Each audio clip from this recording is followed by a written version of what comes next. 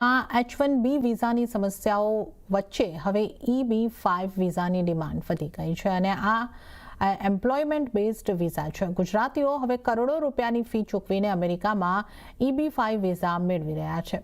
અન્ય વિઝાની તુલનામાં EB5 આટલા લોકપ્રિય કેમ છે તેના માટે જુઓ અમારો આ રિપોર્ટ. આ છે ડોક્ટર અમિત ભટ્ટ, જે સ્પાઇન સર્જન છે. ડોક્ટર વિશાલ ચંગેલા એક પીડિયાટ્રિક હાર્ટ સર્જન છે. બંનેએ $8 લાખ તોતિંગ ફી ચૂકવીને અમેરિકામાં ગ્રીન કાર્ડ મેળવ્યા છે. હવે તેઓ તેમના પરિવાર સાથે અમેરિકામાં સ્થાયી થશે.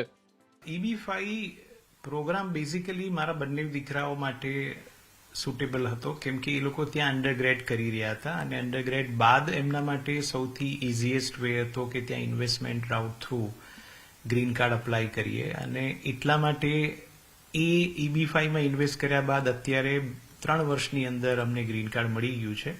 હું અને મારો પરિવાર US સેટલ થવા માંગતો હતો અને આના માટે અમારે વેલિડ પરમેનન્ટ ગ્રીન કાર્ડ પ્રાપ્ત કરવું હતું.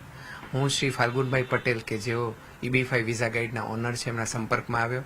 એમના સંપૂર્ણ માર્ગદર્શન દ્વારા મેં ત્યાં ઇન્વેસ્ટમેન્ટ કર્યું. ટૂંક સમયમાં અમને લોકોને ગ્રીન કાર્ડ પ્રાપ્ત થયું છે અને હવે અમે થોડા સમયમાં ત્યાં સેટલ થવા માંગીએ છીએ. EB5 વિઝાની ફી લગભગ $8 લાખ છે, જે ભારતીય રૂપિયામાં 8 કરોડ રૂપિયા જેટલી થાય છે. આ વિઝાની ખાસ વાત એ છે કે આ રકમ રોકાણ તરીકે લેવામાં આવે છે, તેથી જ તેને રોજગાર આધારિત વિઝા કહેવામાં આવે છે. આ રોકાણને 5 વર્ષ સુધી જાળવી રાખીને પતિ, પત્ની અને 21 વર્ષથી ઓછી ઉંમરના અપરિણિત બાળકોને બીજા વર્ષમાં કામચલાઉ ગ્રીન કાર્ડ મળે છે. અમેરિકામાં કોઈ પણ નવા પ્રોજેક્ટમાં રોકાણ કરવા માટે 2 વર્ષમાં 10 નોકરીઓ ઊભી કરવી આવશ્યક છે. બાદમાં United States citizenship and immigration services department project રિપોર્ટને મંજૂરી આપે છે અને આ બધા સભ્યોને કાયમી ગ્રીન કાર્ડ મળે છે. આ સિવાય રોકાણ કરેલું ભંડોળ વ્યાજ સાથે પરત પણ કરવામાં આવે છે. સદનસીબે કોઈ પણ વર્તમાન રાષ્ટ્રપતિ US કોંગ્રેસની મંજૂરી વિના EB5 વિઝા રદ કરી શકતા નથી.